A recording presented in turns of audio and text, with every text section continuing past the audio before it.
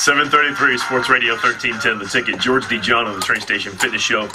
And also, we got Dr. Jeremy Webster in the studio, and also Dr. Alan Gilbert is on the phone. Dr. Alan Gilbert is a board-certified ENT, ear, nose, and throat doctor, and he now specializes in his practice primarily for allergy issues. That's how much of an issue this is here in North Texas. But throughout the United States, we've got some of the worst pollen levels in the entire country. If you look at the weather, and it's been odd. Someone said to me the other day that there's been snow in every major mainland state of the United States for the first time ever. Did you hear that? No, but there wasn't snow in Vancouver for the Olympics. But there wasn't in yeah. So what does that tell you that's going to happen with some of the people who don't normally have allergies, have issues? So this really is a big topical show. You say, George, let's talk about fat loss, or let's talk about food, and we do that quite often, certain types of exercise and all that other stuff. But this is really an issue for many, many people. I know I've experienced it. And when you're a guy who's just never sick and you've got really good energy and you're always, always on the go, to be knocked down like this, it says, okay, yeah, I'm not invincible. If this is happening to me, what is it doing to people who are not treating themselves well? The thing I teased before we went to break was, Dr. Webster, I wanted you to talk briefly about, and we'll get into these other things, how to avoid this pollen, or how to dilute the symptoms, and what maybe some precautions you can take, and maybe how you can do some stuff with maybe some medication, or maybe without medication. We'll take care of all that in a moment. But I teased food allergies, and I don't think people appreciate or even recognize to appreciate that if they've got an allergic reaction to a food, they might blame it on something else. Yeah, that's true. And you mentioned not talking about fat loss. Well, if you have a food allergy, that can be one of the main reasons why you actually have trouble losing weight. Right. Is because you're eating foods that you're inflammation. You're constantly eating a food that you're sensitive to. Now, there are several different types of food allergies. There's the one type that is very similar to what you're talking about with your cedar allergy, and this is this real high-intensity type of reaction to food. The kids today have these type of reactions to peanuts. Bee stings are similar also. It's called an IgE reaction. It's really high, it's an intense reaction, and it could be even deadly. Yeah. The throat swells up. So this is a problem. Usually you don't have to test people to see if they have an IgE food allergy to peanuts or shellfish or something like that, because they know it. They ate it, they almost died. So that's not an issue. What I'm talking about here is the low-level sensitivities. It's a different type of immune response that you can also test in the blood. It's completely valid. It's called an IgG response.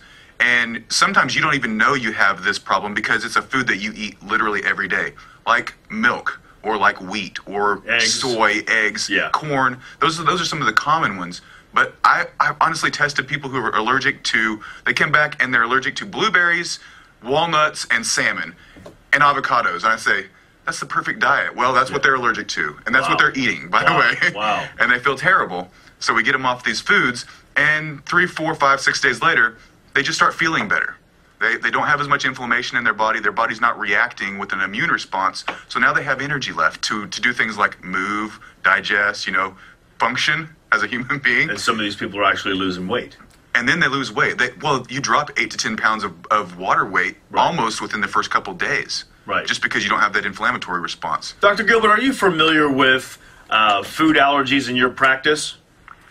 Well, I do with them, but mainly since I have an adult practice, food allergies generally in adults are not quite as common as they're going to be in children.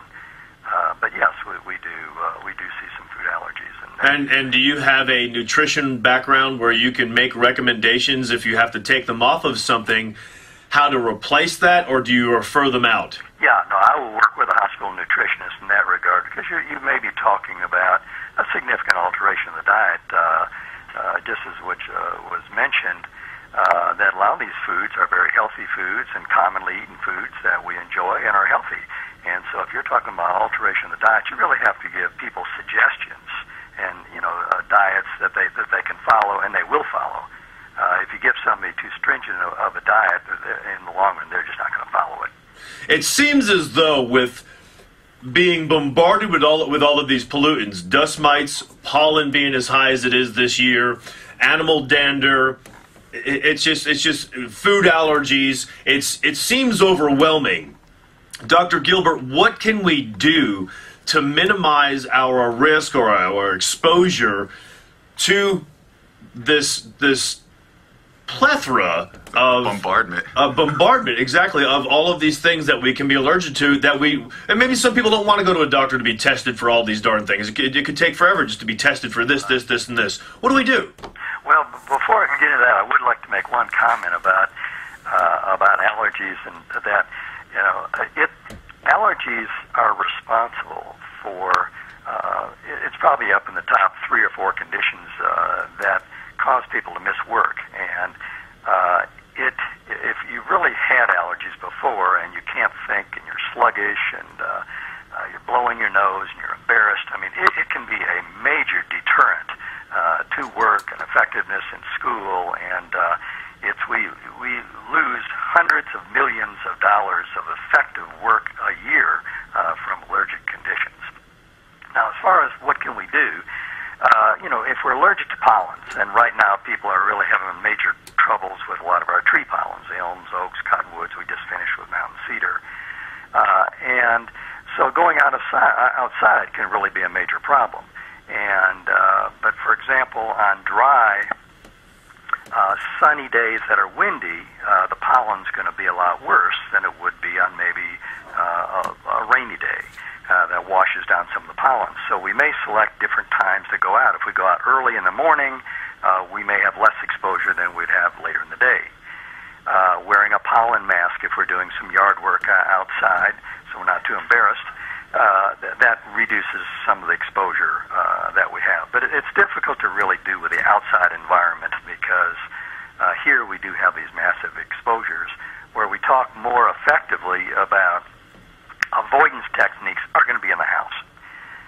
And there we try to reduce the dust, the molds, if we have pets indoors, closing our windows, looking for areas where there might be mold. If we have any water damage in the house, we want to get rid of that.